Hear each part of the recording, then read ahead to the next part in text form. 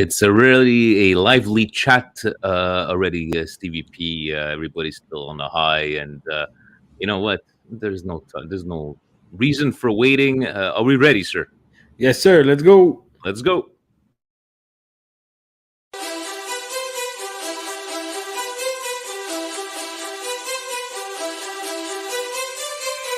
You are listening to the Milan Weekly Podcast, the English voice of Radio Rossonera and Milan fans all over the world.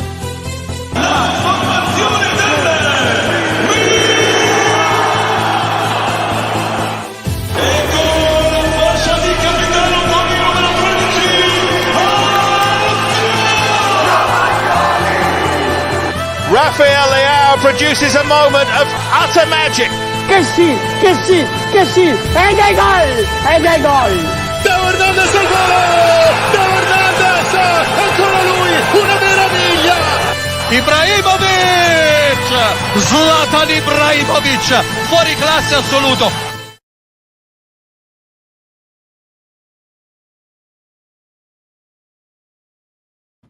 Cari amici sportivi, welcome yet to another edition of the Milan Weekly Podcast. Here we talk everything Milan, episode 229 to be exact. A top of the table Milan and a tough win Milan. Well, we're not professionals. Nor do we pretend to be. Yes, welcome to everybody. Everybody in the chats. You always have Facebook Frank or Liban Youssef. They're always battling who's going to be the first one to for the first comments. But everybody's still riding the win from yesterday. We're going to talk about it, obviously, keeping our feet on the ground. But first off, I just wanted to get some housekeeping stuff out of the way, Steve. Yesterday at Chicharo's, as you've seen in the pictures that we posted, a good 20 people there. We had Diego from Milan Club Dublin joined us, and I remember I got there early because I was meeting with somebody, and there was this one guy just sitting there by himself, and he was already, there we go. Brought us another scarf from Milan Club Dublin, and he was right at home, Steve, at the bar with Mario. Mario was looking to, he was trying to look at for, drinking partners, and he found a good old Irish boy. And even looking at all the videos, would it be from Milan Club Dublin, Milan Club Toronto, the Milan Club New York as well. A great thing to see, especially on social media, right? Yeah, Kumbara Frank and the guys at New York at the CBS and Paramount Plus at the Football Factory where they watched the game. So that was nice to see again. Guys from Dublin always partying. It is the bucket list to like to go watch a game with those guys. That's why I wore the nice hoodie that they were able to find for me that fits me, so I could wear their colors here in Montreal. And that's what it's all about, right? The cultural love from across the globe, especially for Milan. So yeah, definitely, and having just the camaraderie of everybody, and we took over the whole back store. Like they didn't have that many people up there in the front. We just took over everybody, like eating, drinking. You had Jan there that was going to play hockey. He was not drinking. He was a little nervous there. I just saw him. He was biting his lips there in the end. But do you have anything else for housekeeping other than talking about the all these Milan clubs around the world?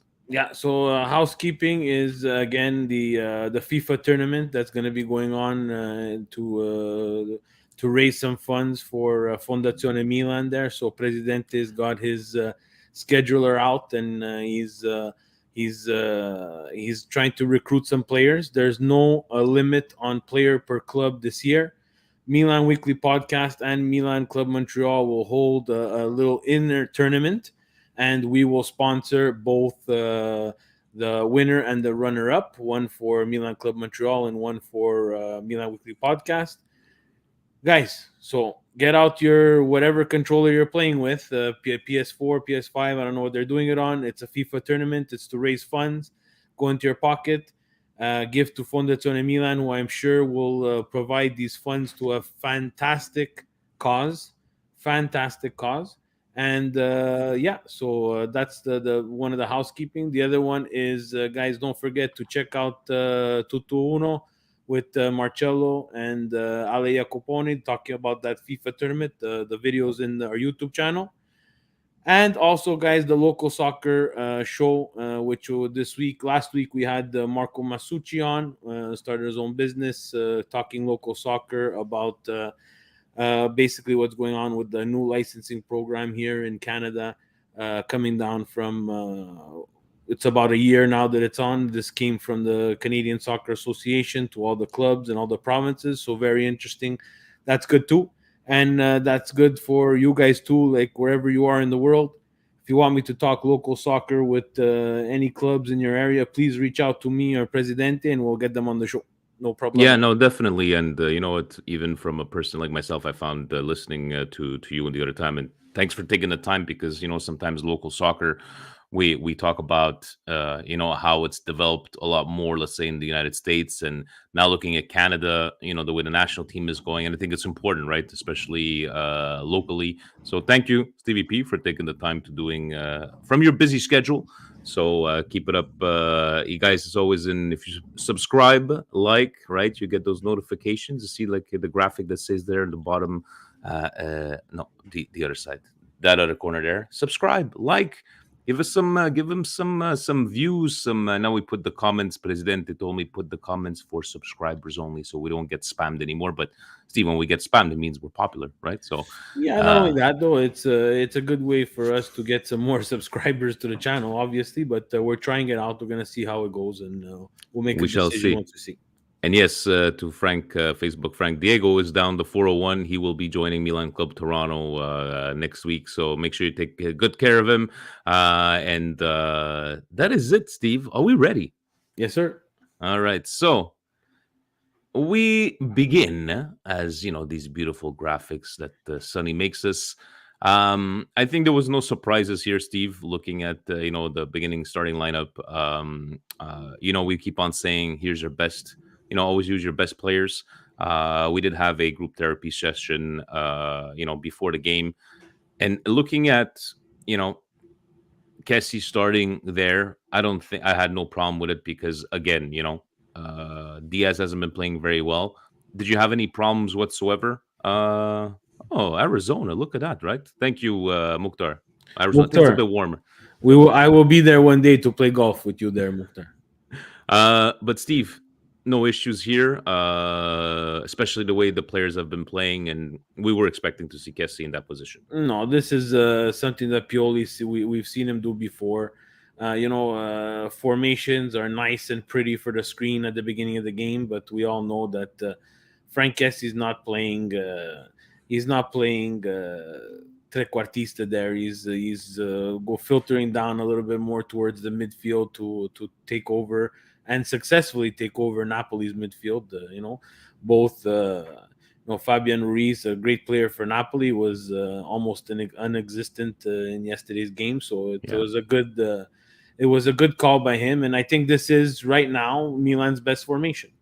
Yeah, no, definitely. And I wanted to ask you, the way the game started, I felt tactically, I found Pioli did fantastic on this one, and I found that we were like, let's weather the storm. Napoli came out strong, trying to attack, and it just seemed to, they were trying to get that goal. You are playing in Naples, but how did you? What did you find different from this team, Steve? Everybody see you don't have 4-3-3, but hey, the graphics say 4-2-3-1, but yeah, it looks more of a 4-3-3. But how did you find, especially in the first half, did you feel that we kind of like weathered the storm and we played far superior than we've played in the last couple of games? Yeah, the first half, look, it was an ugly game all around. I say, the result is important. And again, it's Milan Weekly Podcast. I'm not going to hide the fact that I'm very happy that we collected the 3 points. But the game was a very scrappy game, up and down. You saw sometimes the tempo look like a Sunday league soccer game. It was back and forth. And, you heard the coaches on the sideline, both Spalletti and Pioli, multiple times tell everybody to take it easy a bit, right? They were never going to be able to keep up that pace for 90 minutes. So it was a bit sloppy, but look, Napoli didn't do themselves any favors yesterday. I think Insigne was not good. I think that, again, we spoke about it. having Benacer, Tonali, and Kessie in the midfield. I think they neutralized a bit of Fabian Ruiz's creativity, and they did not adjust. Politano wasn't good either. On Steve, the whole other side, Napoli. Yeah, look at even. I know you don't like to look at stats, but we shut them down completely.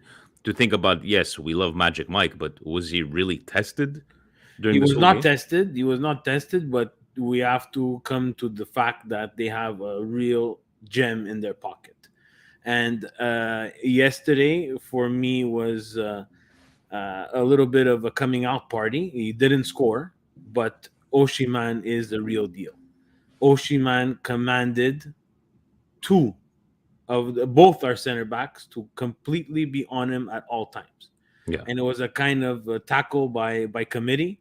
It was either Tamori holding him up and Kalulu coming in and just disrupting him, or vice versa. Kalulu holding him up and Tamori coming in and and disrupting him. But that's a bit on Napoli too. He had no one in support. It was pretty much let's try to find Oshiman somewhere, and if he's one on one, we saw the few times that we were not two guys on him, he beat whichever center back he was there, and yes, he was dangerous once, and but it's very hard to be a striker like that and have no support and no one to play off of. It happened maybe once or twice that he was able to play off of someone. But besides that, credit to both Tomori and Kalulu. I think they did a fantastic job on him. But Kalulu Napoli has especially. a Yeah. gem. No, Napoli has a gem. He they, is he, fantastic. you know what, and you're right, because even those times that you did have both of them on him, it's for Napoli to react. And if they're neutralizing Osimhen, like, how is he no support whatsoever? And chapeau to Kalulu. Kalulu, it's not like he started, it's seasons and seasons. He started center back, and this partnership with Tomori. And can we say an unsung hero, Steve Kalulu, yesterday? Do you think did they speak enough about him? He played a hell of a game. Well, this is his time, right? And unfortunately, it came through injury. But let's be real honest with ourselves. The Romagnoli injury was kind of a blessing in disguise, because even if Romagnoli is healthy, I think it would have been very, very hard for Pioli to start him Mm. just because of Oshiman's speed. I don't think Romagnoli would have been able to be as effective as both Tomori and Kalulu. And now, it's not no more unsung hero. For me, it's not unsung hero. For me, I start questioning when he doesn't start and why Mm. he doesn't get minutes. Like if we're missing Theo next game and we need someone on the left hand side, let's try to figure out a way to get him into the starting lineup, right? If we have to keep him at center back, that's fine because Romagnoli is injured. But if he's not injured and he can go in at center back, I would play Kalulu as many times as we can, because He's he's earned it. he's earned it. And every time they've called upon him, despite his young age, and we forget that even buying him from Lyon, he never really played a game with the first team of Lyon. So Mm. they took a gamble, and the gamble is really, really paying off. And is he perfect? No, but what more can we ask for a kid like that? So it's not unsung hero anymore. Now it's consistency, right? And I think that's a big word for Milan going forward. You spoke about the yellow card on Tio, and I read it was on Milan News, and I think I totally agree with what they were saying. Somebody had said Orsato, other than the yellow card on Giroud, una partita veramente perfetta. And a lot of people like to trash Orsato. I think he did a fantastic job yesterday. People want to talk about, the tackle on Giroud. It's not kind of things. What are you going to do? Pull out a card because he's bleeding after? But the yellow card on Giroud, when he came to Ospina, he said that was the only mistake. But yellow for Tio, I think, was merited. But I found the referee a pretty good game, and it's kind of weird to say, especially Orsato, that's known for the controversial calls. But how did you take his performance yesterday? I think he had control of the game. There was just two incidents. I think he missed a penalty on Milan. I think that was a penalty on Oshiman. Could have been the same thing the other way. I think there could have been a penalty, and I think it was Benacer falling in the box, but he chose not to call them, and the result, of course, it's easy for us now. We won. It's easy for us to say that it was good, but yeah, I think he kept control of the game. No one really got. There was that heated moment with Theo who took another stupid yellow card, and that's Yeah. why for me he's not the man of the match. I think he had a great game, but it's starting to get a bit ridiculous. Now we miss him against Empoli. We can't have him missing games like that. We're not deep enough for him to miss games. Especially Calabria, the way he's been playing. I know we love Calabria, but it's not been good, Steve, in the last couple of games. And people want to say he had an assist, but that's like That's not an assist. That's a what kind of assist is that? That's like a Çalhanoğlu assist, but imagine, and I don't want to hear anybody says, yeah, but it's Empoli. No. No. There's 10 games left. We have to get all of them. But like even even at the bar, Steve, when Osimhen picked him up from the floor, we were all laughing because he was kind of right on that one, and he does have that kind of perception that he likes to throw himself on the floor. But he did have a good game. That's okay, but he has to be more mature and show a little bit more cattiveria of getting up from that and getting away from that and not getting into an altercation where he was going to get a card. Osimhen wants to pick you up. He picks you up. It's fine. Just walk away. Say what you got to say and walk away. You don't need to push him back and take a stupid card, because besides that, yesterday, I don't think he really had any. He was more on the offensive than the defensive, which is perfectly for us. Works perfectly fine for us. He did what he had to do in the offensive zone, but because of that card, he misses the next game against Empoli, and that's big in the next 10 games. Exactly. Then getting Giroud's goal. The way he battled during this game, Giroud, and another game-winning goal. Was a bit scary there at the end, but they did say that it's nothing serious. It's going to be like a day-to-day kind of thing for Giroud. I was surprised. I thought maybe Ibra was going to make an appearance there in the end, but they decided to go with Robo Rebic. But Steve, Milan Post likes to do this. Our friends there, the tops and flops of the game. Who do you have for your? Let's go with the tops. Let's go with that one there first. No, I tweeted it out. Always enjoy Milan Post with the top and flop. They get a lot of good conversation going on. For me, man of the match has to be. There's going to be 3 because I think that they were all good, and they all deserve it.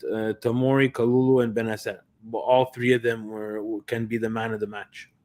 They were fantastic. Benacer, especially, it's a couple of games, and we had Bizak and Ralib there, and they were proud with the Algerian representation there. But Benacer has been tops in the last couple of games. Even going back to the derby, if you guys rewatched that game, he's the real pit bull. I gotta agree with you on that. I liked even Leao, what he was creating, had a couple of gems there, but definitely Benacer. For flops, Steve. Anybody who plays on the right-hand side. It's very simple, guys. And before this, we had the chat, the Milan Club chat going on there. Guys, we have to face it. Like, I'm going to say it here. And I'm not even scared to say it. It's because it's the truth. This team is a team. There's no real individual star. And you can include Zlatan in the whole thing. It functions as a team. It wins as a team, and it loses as a team. It's very rare that someone costs us a game. It's either they all show up or nobody shows up. But the right-hand side and the right-hand side of Milan, if Milan, and I'm not saying, please don't take this out of context, Twitter world, YouTube world, that we're going to win the Scudetto, because technically for me, I find myself that we're at a point back. Because I think Inter, with the Sculatina that they have and the serpents that they have, they're going to end up winning that game against Bologna. So I see us in second place. But even second place is a miracle. And it's going to be a double miracle. Because in theory, we would have won and finished second place 2 years in a row playing with 10 men. But you can't take away... The right-hand side of Milan is absolutely unexistent. And not only unexistent because we don't have a right wing, the play or the lack thereof of our right wing is now starting to affect our right back. It's not something that you can say you can hide from it, because Calabria has looked lost. And Yeah. you know what? I don't blame him to be look lost, because the person or persons that are playing in front of him are absolutely lost. I don't think Both Macias had a bad game this one here, Steve. terrible. It's terrible. Terrible game. He gave away the ball. I was doing it again. Exactly what I did at the bar the last time we watched it together. I called, and if I would have gotten even a quarter for all the times that I said he's gonna lose the ball. It can't be, Vinny. We're with 10 games left, and he still hasn't figured out the final third. Yeah, if you put it that way there, but it's And then you sub in Salchicha Maker, who we know is limited in the final third, and we saw. And yesterday, Salchicha Maker could possibly have missed a very, very important goal. and it's touching base. And I'm just going to ask it now because BJ Mac, it's been a while. He hadn't asked this question. I would love for Vinny and Steve to describe in detail everything that went through your minds as Salad Maker is playing through one-on-one and skies it into the third deck.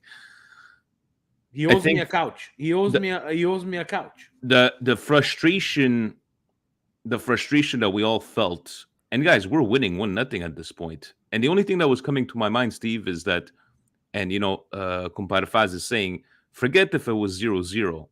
If that chance happens and there's still 4 to 5 minutes left, you know the way these games go, right? You don't close these games. And somebody had commented, I think it was Milan. Yeah, but it was a deflection. No, I'm sorry. I don't give a shit if it was a deflection. That's a tap in. And you had all the time in the world. It's not even a tap in. It's just someone who's not supposed to be at that place and that time. In theory, he doesn't have the quality to finish. And the quality is what we've been lacking on the right-hand side. It's 2 years I've been saying it. And this goal here, it's not only in yesterday's game, it's in the season as well. If by chance Milan and Napoli finish at exactly the same points, the first tiebreaker is the head-to-head. Napoli beat us 1-0 at the San Siro. We beat Napoli 1. Potentially, if he scores that goal, 2-0. And if he does score that goal, we own the tiebreaker. The next tiebreaker is goal differential. We're not catching them. You gotta look at it that way there, but that was just the gasp inside the bar, and I was holding my head and I couldn't believe what I had just seen, and and everybody's just like holding their breaths. It's like, okay, there's only what was there, 45 seconds. Thank God for that time wasting that we did there in the corner, because this is still Napoli, guys. If they had more time, who knows? And you have that mental break in your head and mental breakdown. But for flop of the game, saying the right side, I'm gonna go with definitely with Salad Maker on that one, even though he didn't have that much playing time. But good arguments from on your side. But to what you're saying, as we look at the upcoming games, you still can't take away what Milan has been able to accomplish with 10 players, as you like to put it, and still battling, whether it was last year battling for top 4 and now seem to be battling for Scudetto race. It's still something to be proud of, Steve. Proud, yes, but I'm disappointed because you cannot drop points against Spezia and Salernitana. Yeah. Hopefully, and again, it's not to be negative. Everybody says, Steve, you're negative. Oh my God. No, but it's the truth. Guys, I want to win the Scudetto. I don't care. In the end, I don't care if whatever label they give it, if they give it the worst team to win this, I don't care. I really don't care. I just want to win. And you're not going to win when you drop points stupidly against Salernitana and Spezia. And, if we look at the games that we've played, it's not like we're dominating. The second half of the Napoli game has been the best half of soccer that we've played in quite a bit of time. Quite a bit, yeah. And we'll go back even to the Sampdoria game. We played 3 minutes in the derby. Sampdoria game, we squeaked out 1-0 win. We know what happened at Spezia. We know what happened with Spezia. We know what happened with Salernitana. And we played this game against Napoli that was very important. And again, the thumbnail speaks for itself. It was a tough win, but the second half against Napoli is looked a lot better than all the. And Dino, thank you for the Udine as well. Mm. It's just you can't drop points like that because you see, uh, looking again. at these games coming up, you can't drop. I don't give a shit. It's Empoli. I don't look at Cagliari, right? Cagliari, they want to be their ball busters now, and they're battling for salvezza. You can take a look at Inter. You could take a look at Napoli's schedule, and yes, people asking why Juventus on here. We're doing the top four, guys, because Napoli loses a couple of games. Juventus scrapes these 1-0 wins again. We like to make fun of them, but in reality, guys, it's 7 points of difference in 10 games. So it's not far-fetched from them. And it just to show you that all these missed points by the likes of Inter, by the likes of Milan, by the likes of Napoli, well, then you have the Juventus where maybe a month and a half ago wasn't even a discussion. But, looking at the schedule, Steve, these 10 games remaining, and we see, the next coming 7, there's no if, ends, or buts here other than the Coppa Italia that, yes, I'd like to make it to the finals. You need to win every single game. There's no other excuses. Look, it would be nice to win every single game. I think there's going to be a surprise in there, and there could be a surprise for all 4 teams. It's just depending on when the surprise happens. These teams, they continue to play, and especially once the schedule starts getting to the end and the teams like Genoa, Spezia, Bologna, they're safe and don't have too much to play for, it changes a bit the game. I'm not saying that they're going to mail it in, but the games kind of take a different, they play more relaxed, and the Milan, the Inter, the Napoli, and the Juves, or the Atalantas, which is not on the board, they start playing a little bit more nervous, right? So there's 10 games left, and it's a really tight Serie A, which is fantastic for Calcio and Serie A, and it's getting a lot of attention, justfully so. But it would be nice. I wish we could say yes, but every game is.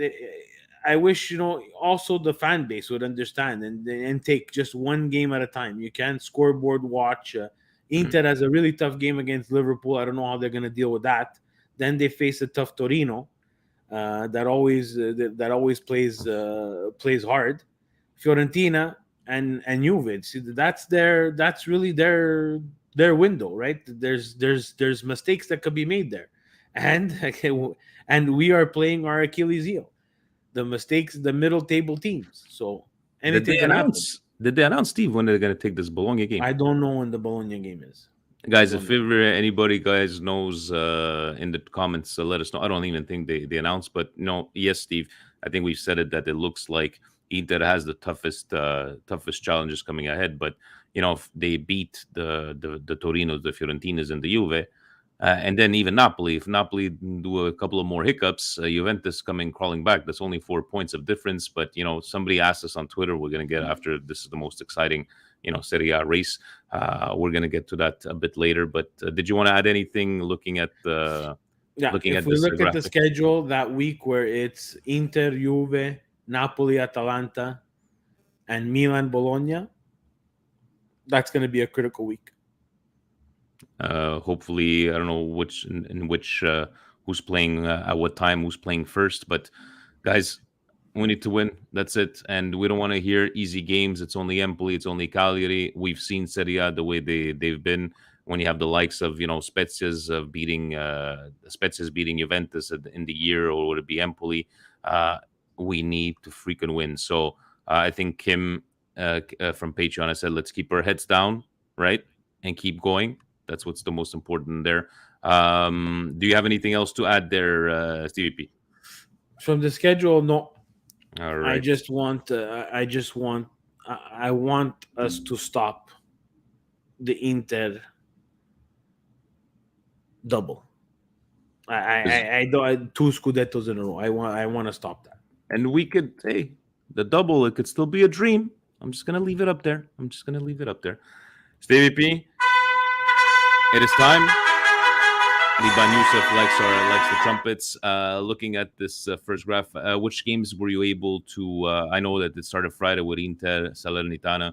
I don't think anybody was surprised on this one. I think some guys were wishing maybe There was no Salernitana. wishing. There was No, no wishing. They just they came off some very negative matches.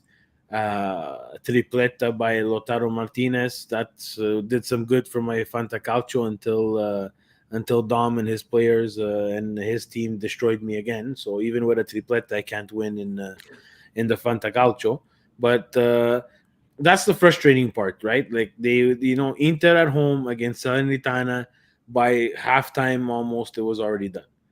And that's the frustrating part with us. Yes, we were playing away, not at home, but it's drop points like that really burn and really give me that botta da achta where you need a brioche for everything. It's just so frustrating because 5-0. Again, once you're up 3-0 at halftime, it's going to be very, very, very unlikely that Salernitana is going to come back in that game. exactly. And Zeko with a double, so they got their strikers back on par, and Barella looked like Barella again. It is Salernitana, but they needed him to. Sometimes you pick need up. these kind of wins, right, to get back on track. Hopefully, they do not get back on track. But Steve, I wanted to definitely want to probably talk about the Roma Atalanta. Roma winning a game, Steve. 1-0. Atalanta, I don't know. Do you think it seems like Atalanta last couple of games, we've seen them perform. We've seen them perform with no strikers, with no players, but is this finally catching up to them, or Yeah, is they can't perform. You saw them even against Roma. They were just struggling. It's not sustainable. At a certain time, other teams will adjust to what you're presenting on the field, and they understand that you don't have a striker, and they will make adjustments to counter that weakness. I think at a certain point, I think I saw Demiral up there, right, playing striker. That's your center back starting striker. It's every team that's gone through injuries. Atalanta's gone through it right now too, and unfortunately for them, they caught Roma on a good day. And Roma again, they've tied. They're unbeaten, and I think 6 if they have a couple of draws in there. So again, it looks like they're.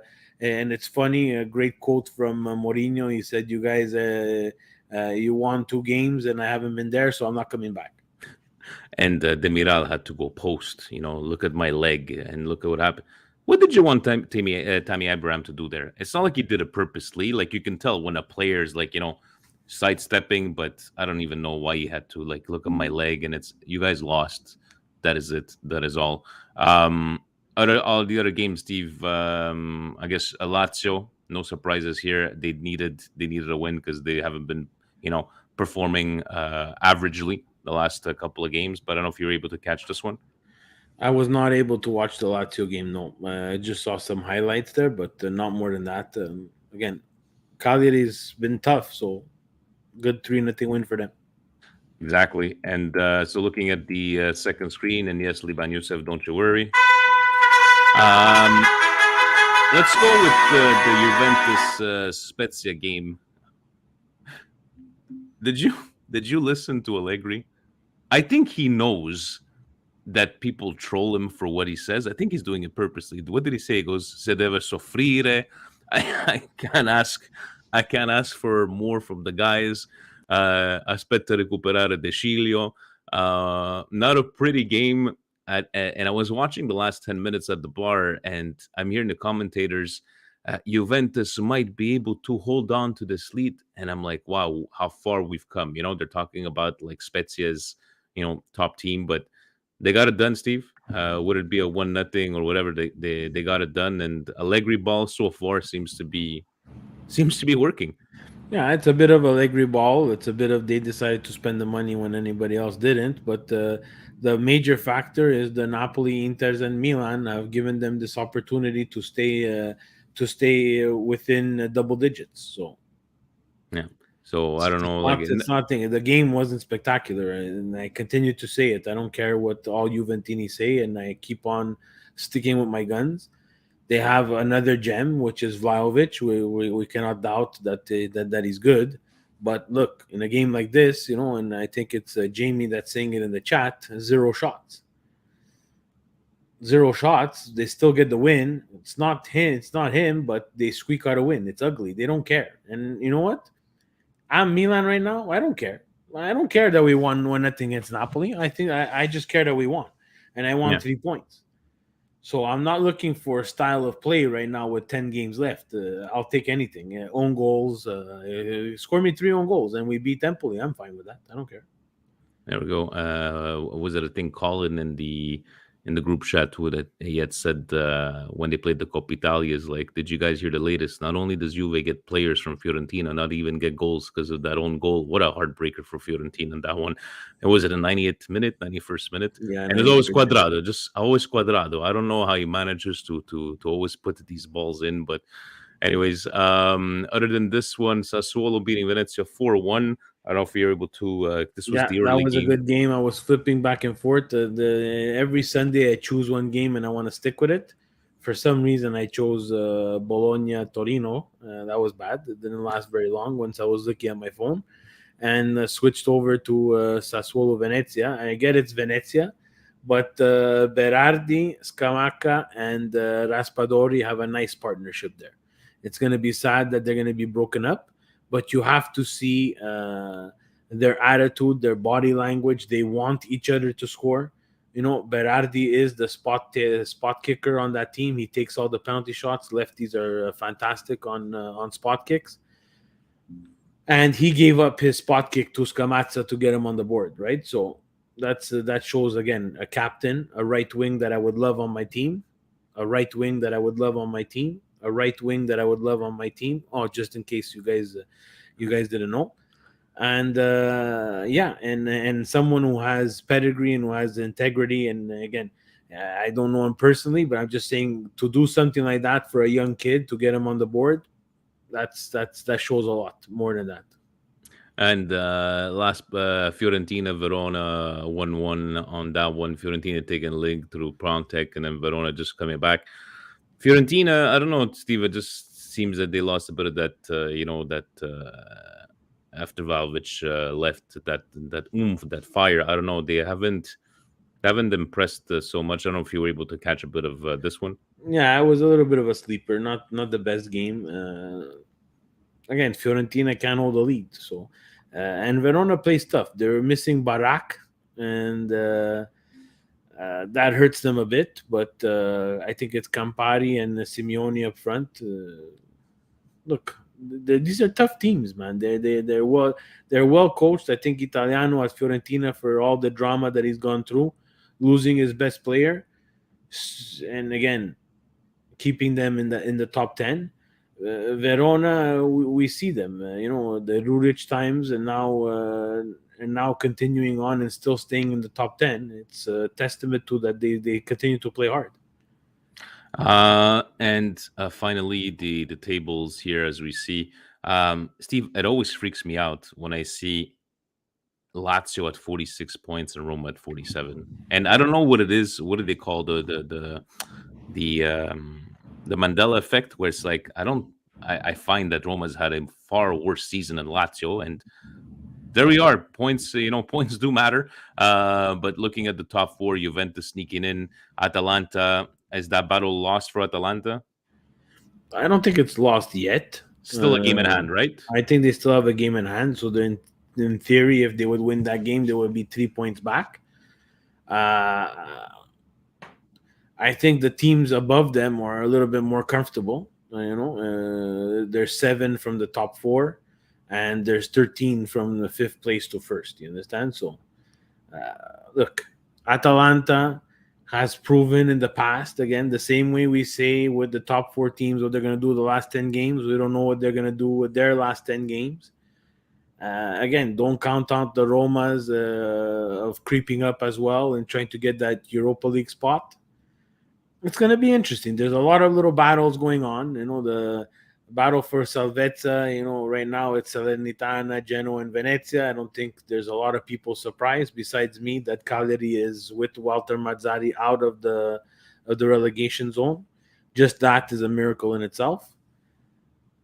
It's a very exciting campionato. Cannot complain, man. And CBS with pulling CBS and their Paramount Plus picking a fantastic inaugural season. Fubo TV as well. And Gigi Patat, I'm going to ask him the question now. He's asking on Twitter: Is this one of the most entertaining Scudetto race in recent memory? I think so, right, Steve? Yeah. Because if we got to go back past 10 years, because there was no Scudetto race last year, there was not really a Scudetto race. It was more of a top 2, 3, and 4, because Inter had won with maybe 5 weeks remaining. But no, definitely, I think it's Genoa 1 win and 15 draws. Seriously, Nice Milan corner. That's yeah, definitely. I think it is in recent memory, Steve, the most exciting Scudetto race that we've seen Hands so far. down. Definitely. Let me put back up the graphics as we take it to Patreon questions. AC Luda. Evening, gents. Glad to hear you're enjoying the victory as much as I am. What a team performance. I'm proud of all of them, even Maker. With 10 games left and sitting in first or -1 if those other guys will make up games, I'm at the local Scudetto bus stop waiting to be picked up. Where do you stand now on being the Scudetto believers? Cheers. I don't think Steve needs to describe Steve until the final whistle. Maybe he'll believe. I'm walking towards the bus stop. I will leave it at that. I'm more of a glass half full than glass half empty. But Steve, I don't think you need to reiterate. No, we were Angela. No. Speaking about the bus, and there's Angie, and Angie's saying that she's waxing the bus. And I put it up there so it's the internet is forever. We could take this a lot of ways there, Angie. You're waxing the bus. We could take it a lot of ways there, Angie. I'm keeping it up there for you. The internet's forever. Hey, babe. So to Angie and to Dave, I'm walking towards the bus stop. Steve and Frank from New York, they're on the couch. They're eating. They're not moving. They're not moving for nothing. When would you move off the couch, Steve? Hypothetically, as soon as it's mathematically impossible for anybody to catch us. Okay, so we got Fuji's Manscaped is back as a sponsor. But thank you, AC Luda, for the question. Gio, keep up the great work, guys. I'm happy we got the 3 points, but Calabria and Sandro need to their form fast if we're going to have a fighting chance to lift the Scudetto. Questions of decade. Is Lazetic a real player? PS, shout out to Tio for finally coming to play for a big game. Tonali, I think we've been... Not that he's been playing bad, Steve, but we've seen him play like such at a high level, and now it seems a couple of games. But I think more on the Calabria side, right? Calabria needs to at this point. Do you just put como se llama? Wow, Vince Florenzi. Thank you. Do we just start Florenzi at this point? No, I don't think so. I think you have to stay with Calabria. I don't think it's all Calabria's fault. I'll be very honest with you. Again, people are going to say, oh, you're harping on this. You say it every show. He has no one to play with on that side. Going forward, he has absolutely no one. And worse off when it's Macias playing because he has no one helping him defensively. It's the truth, guys. But we've seen him play better even when in an existing right wing, Steve. We've seen him play better than what he's been playing last. He's always played much better with Salchicha Maker, yeah. Just because Salchicha Maker is more responsibly and defensively, and that's his game, right? He wants to be able to shut down a lot of pace, a lot of action. But again, if we play with him, we lose a lot in the final third. But we're not getting much more with Macias. So if I'm Pioli, I'm thinking, do I want my right back to find some form these last 10 games? And I've done it before where I've sacrificed the right wing with Salchicha Maker. Let's put him on. But he seems to have found and liked what he sees from Macias. Again, guys, let me repeat. I have nothing against the player. I watch and I'm in awe of how we could be 10 games left in the season and he's still not on the same page with his teammates. So it's shocking. Two, you posted one's question there, Steve. Thoughts on the new Champions League format that will be introduced in a year or so? I'm a bit lost on this one. Which news have I Yeah, lost? they think they're expanding the amount of teams and the way they're going to make it almost like a league table. They're not going to be playing group stages. It'll be almost like as if you're playing another campeonato, but in the Champions League. Yeah, but Steve, isn't football for the people? It's not about money, is it? Yeah, It's this is calcio del crazy. popolo. You know, one for me, my thing is that I like old school stuff. I like I'm a little bit also. We talked about it last week. With getting rid of the away goal rules, they're changing it to make it more exciting and so on and so forth. And I get that, but as a purist and someone who respects the game, I like for them to keep it the way it is. I understand they're expanding the teams. It's all about money. It's not because they feel bad because some teams don't make it. It's just about money. So I'm a little bit pissed at that.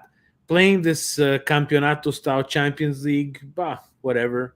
But I think it'll just be more games. And Fuji's and Funyan says it there. UEFA Champions League Super League. It's exactly what it is.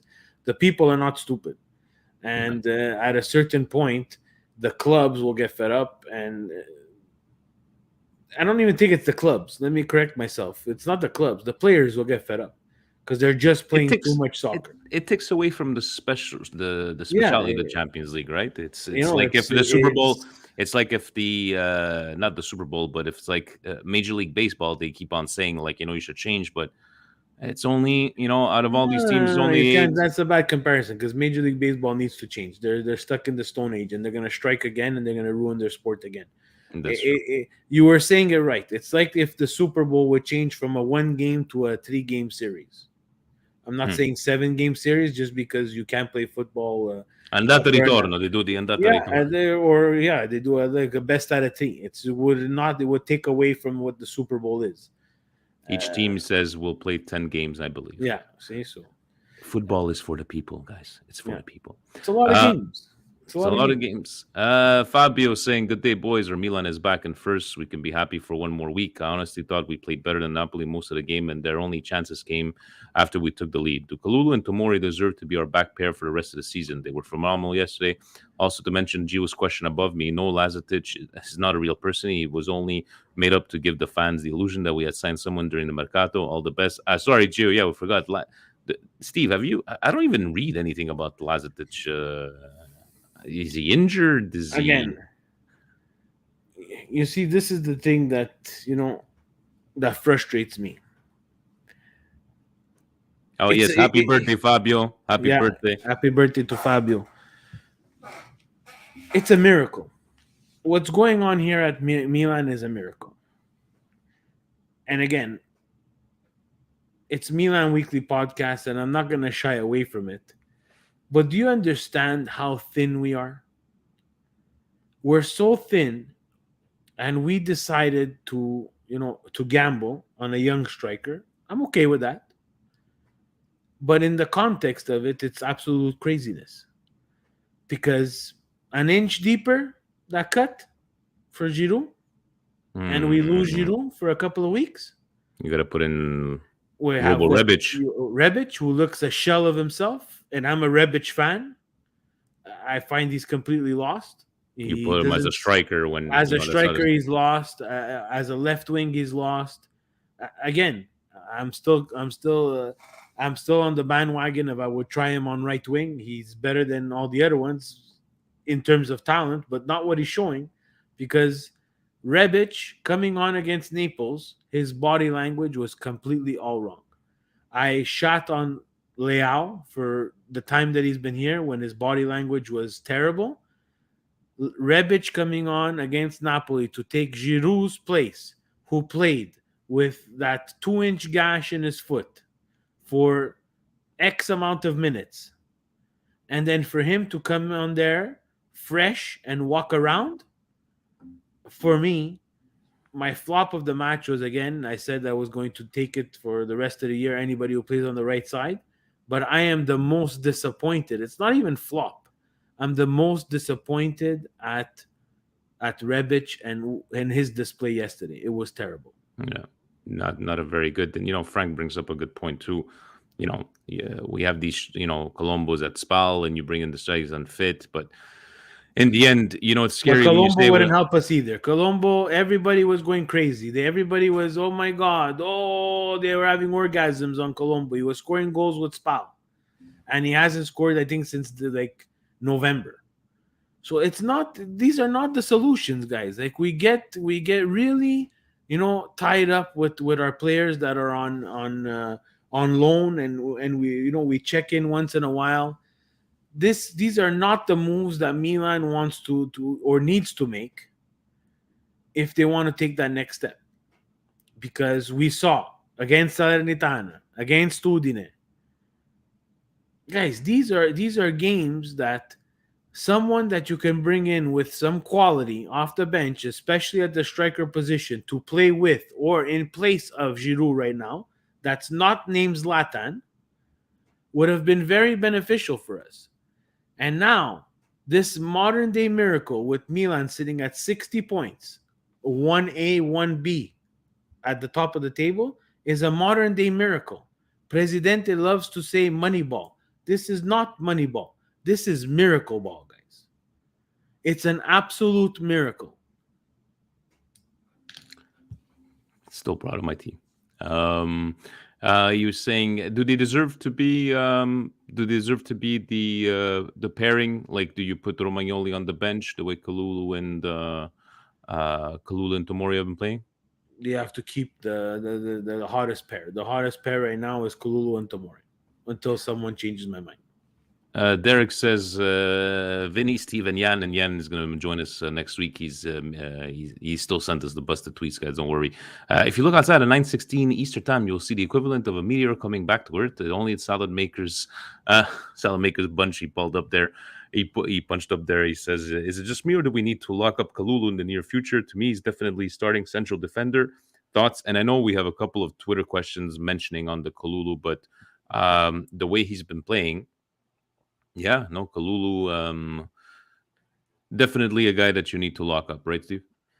Yeah, they need to get him into. Now it's enough with the freeze. The freeze were contracts signed with Mirabelli and Fasone, and our management had and their demands were out of the ordinary, especially the Donnarummas, and we ended up really replacing him with someone that seamlessly, very surprising in Magic Mike. Kessie, we all know, is going to leave. But now, Hakan decided to leave. But now it's enough, guys. We cannot continue to, Switzerland Rumble, the accountant guy. Yeah, What's always great stuff. Yes, fantastic stuff. I'm so sorry. Swiss report, the Swiss Rumble.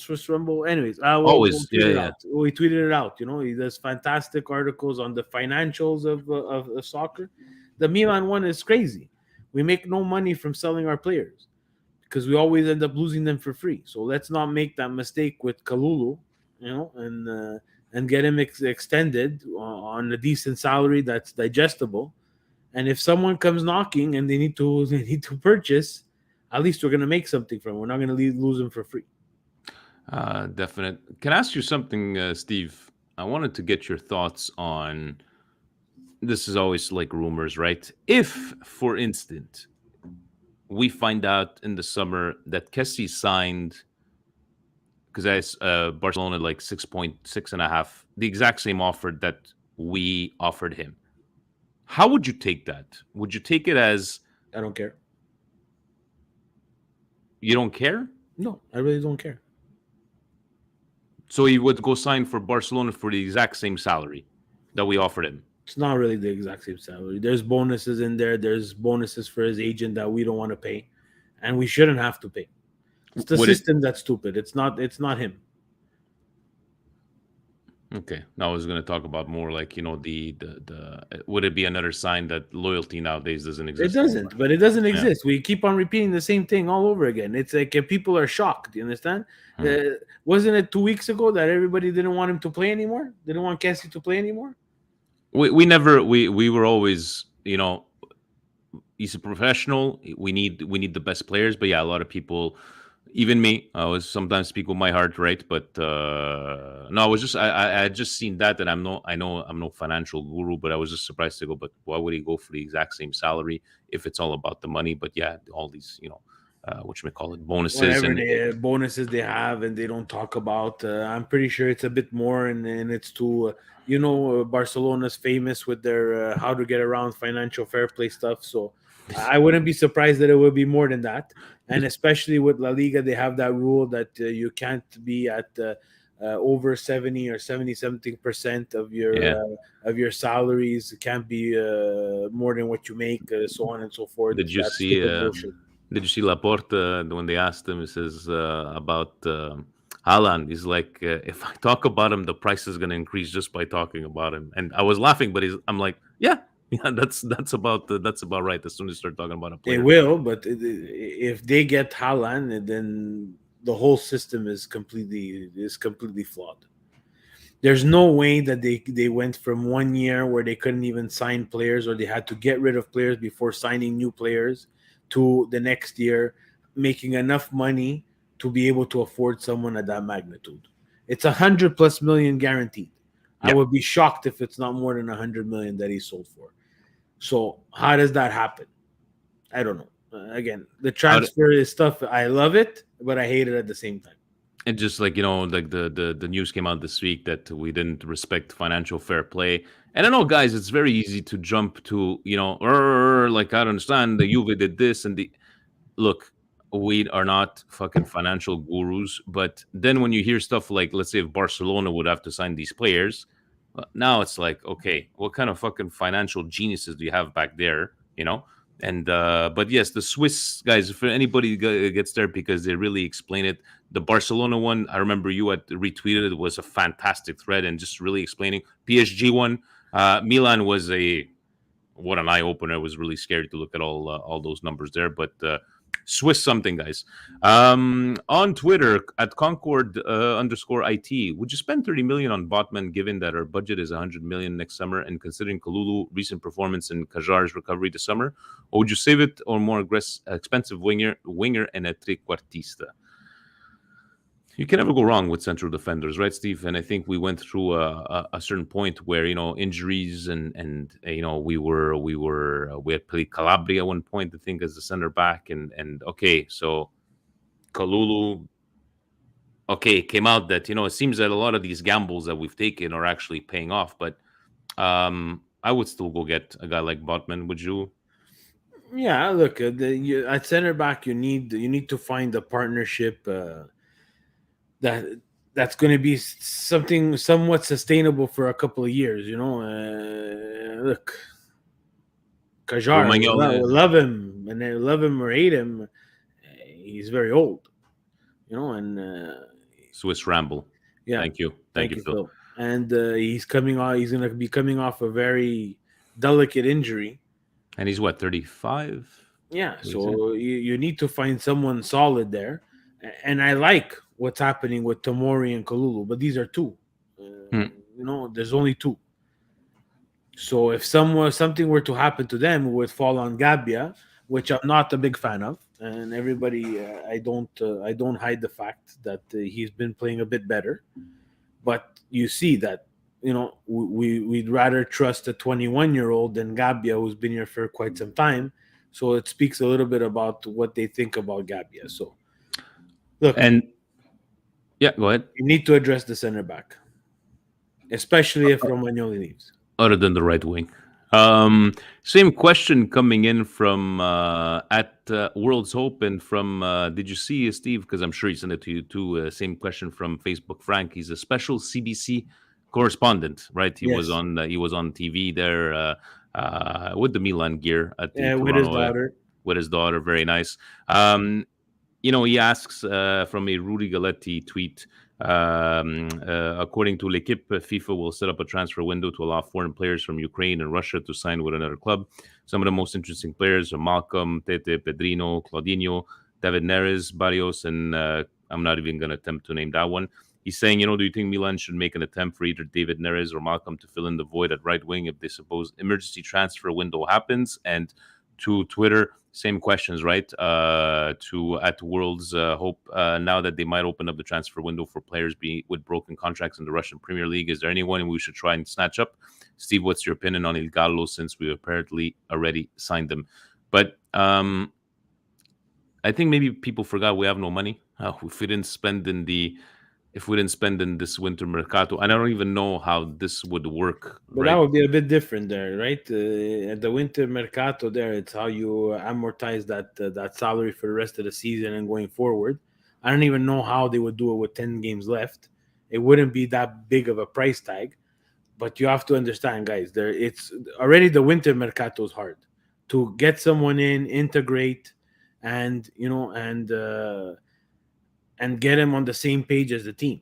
We have Macias there that with 10 games left still hasn't figured out what we're doing in the final third, and we want to take someone from another team with 10 games left, start him at the right wing, and hopefully see that he hopefully pray that he can be better than either Macias and Salchicha.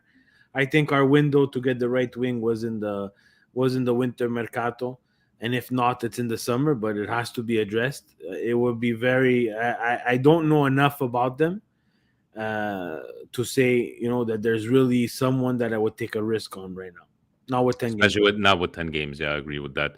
To Yanko Christodoulakis, with the rise of... with the rise of Kalulu is our CB position something that should be addressed as much, dropping 30-40 million on Botman. So, seemed a bit of naive considering we got Berardi for probably the same amount of money. I think we just spoke about that. No, we definitely, especially with, the possibility of, Romagnoli leaving and injuries. No, definitely. We are on the same page on that one. Let's drop that money. At Sotto saying need that amazing 2019-2020 post-quarantine Milan win streak. Also, can people just stop comparing the fixture list this year? Anything can happen. Forza Milan. That was a good one, right, Steve? Right, as soon as we stopped we had lost the game. I remember it was only me and Bizak at the bar. I think we had lost to Genoa at home, and then we just went a rampage. So yes, at Sotto. Hopefully, we do go 10 games. Gigi Lapatat, we answered your question. And Steve, it's time to come up with the busted tweets. I know he sent us some voice notes. Would you like me to play them, and then we'll just react to these busted tweets? I know already what he's trying to say. All right. So what do we have over here? Let me take out, hold on, this banner here. So first tweet that we have here, Steve, is at some guy _Hertz. Del Piero is better than Maradona. He was replying to a tweet on this one. I have a hard time, Steve, to go are these people just... Even Ralib, Steve, he was like, hey, can I get on busted tweets? Can I tweet something so I could get on there? I'm like, no. You have to go find... I go find something that's... He's like, yeah, but I want... I'm like, no, you could go, you could be a special correspondent, but how could this be for real? I don't know. I have no idea. Again, I don't know some guy _Hertz, and I don't know how old he is.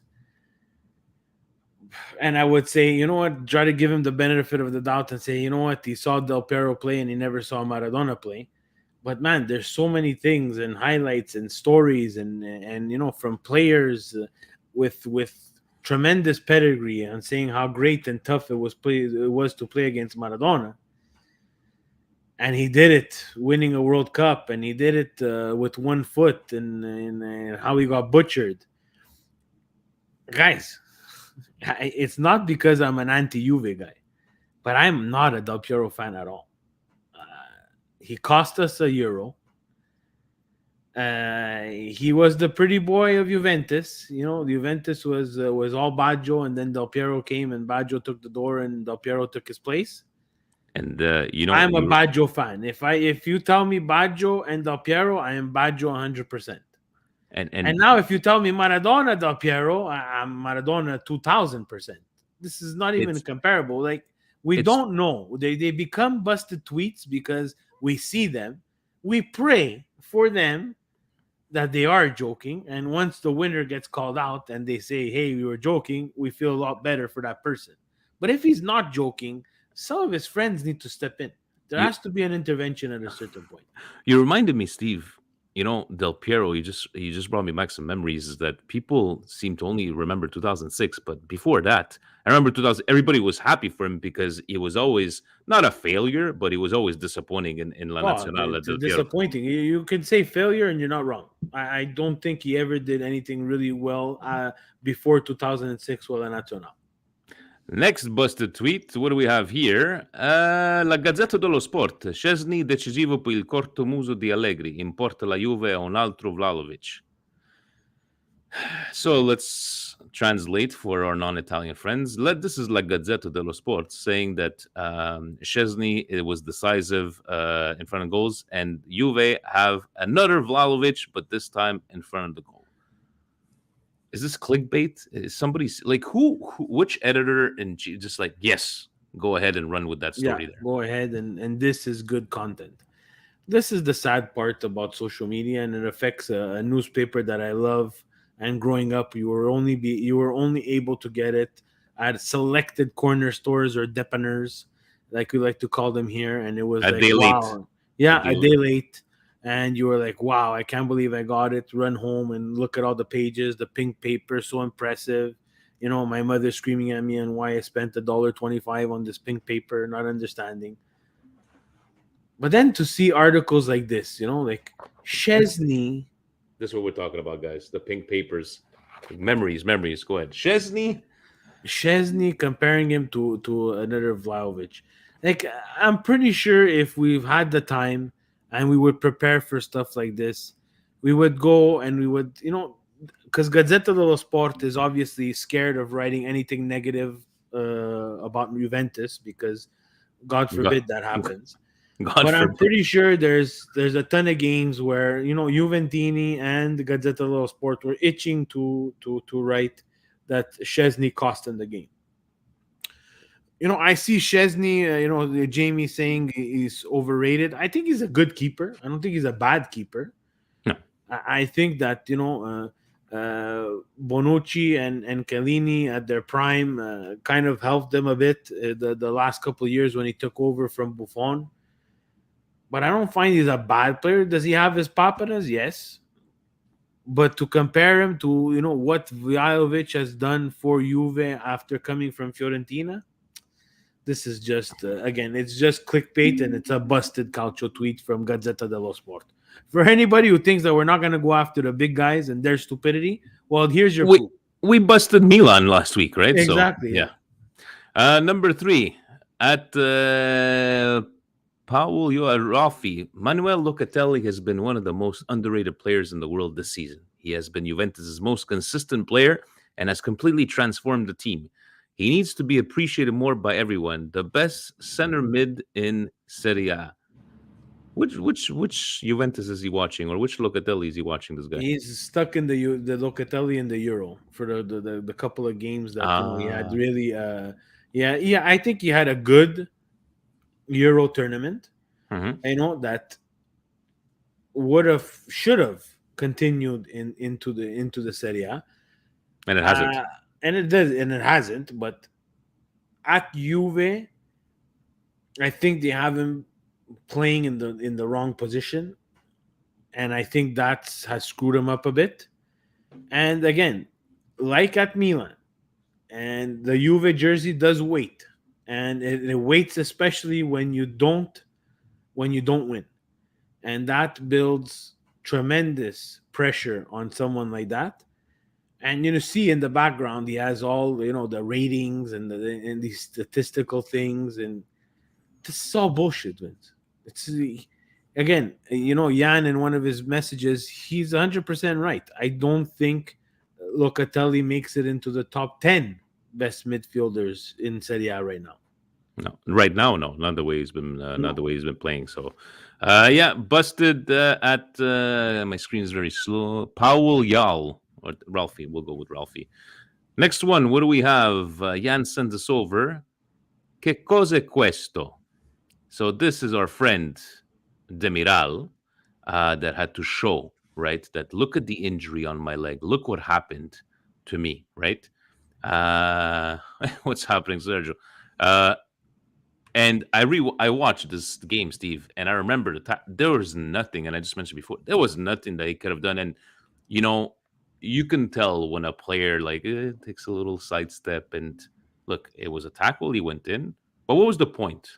What was the point of this tweet by Demiral? This is again busted Calcio tweets. We hit. I think this is our first player. Is it the Yes, first player that we ever think? I Give think it to so. Demiral because you know, and it's good that Jan picked this one for his busted Calcio tweets because if we rewind even 5 years, I'll say let's say 10 years just to be safe. There's absolutely no way that this is going to show up anywhere. And this is again the busted Calcio tweets that multiple people have to go through in a day because you're able to just put stuff on social media as you please. And again, these are battle scars, right? These are guys that yes, they play a lot, and I tip my hat. It's not easy. The studs to the leg, they hurt. But to go on social media and to want people to feel bad for you, this is what you're doing. Vinny, you have a rough day at work. Do you go on social media and post a picture of a person who gave you a hard time? No. I have a bad day at work. Do I go on social media and post a picture of someone who pissed me off during the day and didn't do what they were supposed to do, or hurt me in some way? Okay, they didn't step on my knee because it's just a different job, but in reality, he's playing a sport that he loves as a profession and getting paid handsomely to do so. There's no need to single out someone who accidentally stepped on you. Trust And me. say, what is this? What Yeah. is this? Trust me, back in the day, if someone wanted to step on you, they were going to step on you. That's And right. if you have a chance and you watch Simeone's biography on Amazon Prime, it's fantastically done. And it takes you through the life of Simeone. When he stepped on you, blood gushed out like someone shot you. That's intentionally and savagely going after someone. And I'm laughing now. And he, in that documentary, for the people who watched it, he also says to the guy, do I have to watch the whole thing? No, understanding that he did it on purpose and didn't want to see it anymore. I love there was a Maradona documentary, and Claudio Gentili's talking that they still, until his death, weren't talking. And Maradona would say that when he would get tackled, and at the beginning Gentili would try to reach over, he would put his nails into his wrist and try to pull him up that way. There is like, since that time, I don't want to do nothing with that. But those are the old school days. But now we have social media, right? Busted number 5, last but not least, Steve, our friend at Lupo. It's his first season in Serie A. He didn't play at all last season for Chelsea. Is still learning a new language and didn't score 7 penalties on the season. And I'm just gonna, you know what? We're gonna put Jan's voice note that he sent but us you here. have to. No, but he explains it. Yeah, but everybody's a bit confused because last season wasn't Tammy Abraham at Chelsea? No, we have to check that. It was at it's this year's signing. Yeah, he's right. Let me see. And the last one is from our friend Lupo, who was replying to Jerry Mancini because Calciatori Brutti made a comparison of is Tammy Abraham better or on the same on the same level as Ciro Immobile. So Jerry had written Immobile has proven to be scoring in Serie A for several years. I mean, Tammy, it's his first time. And the year before at Chelsea, he didn't have that many goals. He had 12 goals. So on the reply from Lupo's like, well, what do you know? You don't know anything. Tammy didn't even play at all last year. Tammy Abraham played 32 games for Chelsea last year. And at the end of his tweet, he says that Abraham is better than Ciro Immobile. Now, I'm not the biggest Ciro Immobile fan, but the guy has proven to score a lot at Serie A. And 1 year of Tammy Abraham does not make him a better player than Ciro Immobile at the striker position. Let's be real here. When Tammy Abraham scores 29 and goals or more and wins the Golden Boot, then maybe he can be in the conversation to be better than Ciro Immobile. That pretty much sums it up, right, Steve? But Lupo, I think this is his second nomination, if I'm not mistaken. Second nomination for Lupo. Fantastic for busted cultural tweets. And again, this is our generation that we are that we are in right now. Always comparing, love to compare. Again, myself as well. I'm a Ciro Immobile fan in Serie A. I am not a Ciro Immobile fan with La Nazionale because I find these has been very underwhelming. But how could it be though? Like I understand the Roma and Lazio hatred, but then you end up on busted Calcio tweets, and he's gonna probably be the winner. I'll say it right now. And then tomorrow, when we announce the winner, he's gonna cry and he's gonna say, "Oh, Milan Weekly Podcast, I can't believe it. You're attacking me." No one's attacking you. If you don't write anything stupid, we're not gonna pay attention to you, and We you're didn't not say gonna you're be. stupid. You said Yeah, what you're we writing didn't is say stupid. what you're writing is stupid. It's to get interactions and to have people comment, and Jerry does his own thing and he likes to get interactions, but Jerry also makes sense sometimes. But Lupo absolutely never makes sense. So it's only normal that he wins the busted Calcio tweets. And tomorrow there's gonna be, we're gonna all have to answer these questions. Why did I win? Or I can't believe these guys. The fat guy, he always picks on me. He always picks on the Roma guys, and so and the usual thing, right? But I could take it. I couldn't care less. Steve doesn't lose any sleep, guys. Yeah, He no, doesn't no, go throughout trust his me. day. Oh my God, what did I write on Twitter? Trust me, I'm gonna go upstairs tonight, guys. I'm gonna make a panini. Tomorrow, I'm gonna wake up to who knows how many messages. And you know what? Thankfully, there's normal people out there that they understand what we're doing, and they try to talk some sense into people. And tomorrow, I'll have an espresso. I'll bring my kids to the bus stop. I'll come back. I'll sit down at the kitchen table. Probably have a little light breakfast, and then laugh, completely laugh at guys like this who are gonna lose it because they're the busted Calcio tweet winner for this week, comparing Tammy Abraham with one season, not even finished in Serie A, to Ciro Immobile, who has 10 times the goals, if not 20 times the goals. Thank you for the material, Twitter. Keep it coming, Steve. Let's finish it off with some brioshkis and some maybe some indigestions. I don't wanna. I'm just gonna go with what happened in indigestion for me. What happened in Mexico during that soccer game. Full stop. So that's my That's all you indigestion. need to say. I agree That's with you 100%. I know. I don't want to talk about it more. I No, don't want to talk about the exactly. videos. I just Yeah, that's just that's my my indigestion. indigestion completely. I don't even want to talk about the game. My indigestion, on top of that indigestion, is how they continue to play other games in that same league, where you have no scruples. And we talk about Serie A and we trash Serie A very, very much so on how archaic they are and how unorganized they are as a league. How the Mexican league continued to play after that is absolutely disgusting. And that's full brioche, guys. We're not going to give it more time than it deserves. That's full indigestion. It's not even indigestion. It should not even be categorized as an indigestion. It should be categorized as absolutely insanity. Yeah, definitely. Brioche of the week, Vinny. Steve, my brioche, which was posted today in the Montreal chat. I think it was Bizak. Merci beaucoup. Un match, une victoire très importante. Milan est leader aujourd'hui. Quelle saveur à cette victoire? Il était un match très, très difficile. Le Napoli a joué très bien. Mais nous avons travaillé Padre beaucoup Pioli dans le speaks match. French. Il était un match Very good. He even gagné. speaks it very good. I just love le Napoli. Le Napoli a joué très très bien, and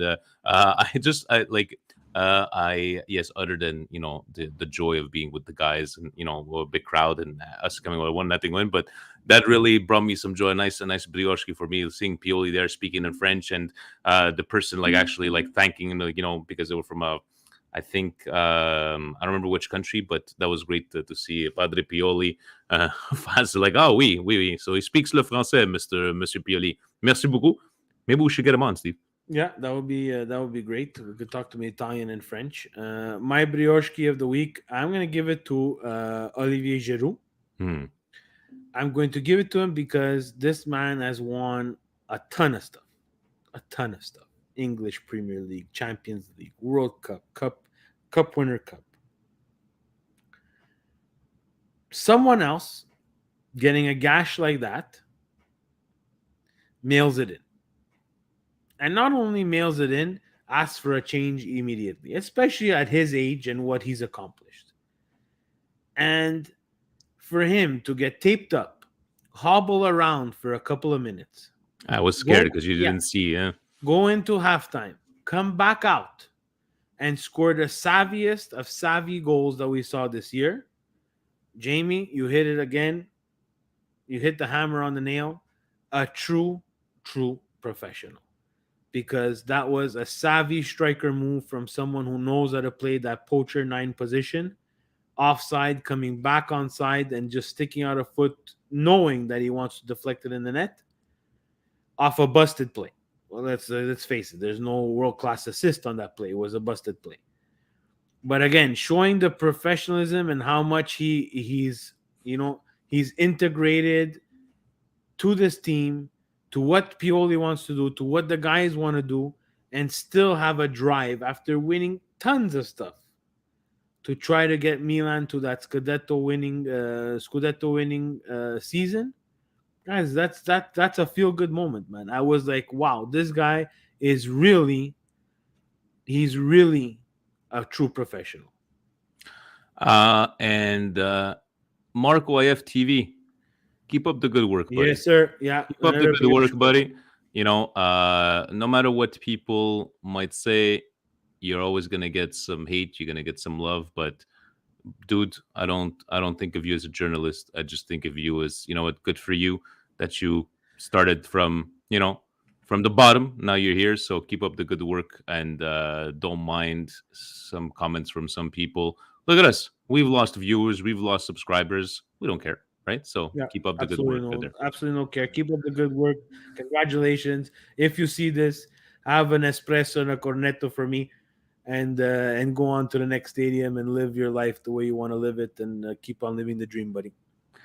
Guys, that is it. We shall be at Giorgiaro's this Saturday, 2:45, for the Empoli game. Steve, if you're there, you're there. If not, I will have no cornetto for you, because Itsipos and Giuseppe, they're already already out. They were fantastic. Someone go see Bellini at San Gennaro. You know that he brought his own. He walked in with I don't know what they're called, these pastries, but they were fantastic. The bomboloni. And I looked at Jan. I'm like, did he bring this from the outside? He goes, yeah, but he ordered 2 sandwiches and a poutine, so he kind of balanced it up. Bellini, my spirit animal. Oh man. And guys, thank you so very much for joining once again. Thank you for subscribing. Thank you for liking the videos. Thank you for downloading the podcast. Thank you for you guys, would it be the Patreon family. Fabio, happy birthday again. He had this deal. I don't know if you had a chance to see. He had La Madonna. He had a statue of Madonna with him on the side. And you know what? I love to see what do they do. Gio and Fabio will do, even with Timmy, they'll do like a little podcast on the side. They call it Coast to Coast. Talk about, guys, the more content, the better. Thank you, everybody. And Forza Le Zeppole. Yes, Fuji's in Funyon. We have to figure out who he is, because he always gives him some good content. We're going to discover. Guys, ovunque e sempre. Forza Milan! Till next week, guys.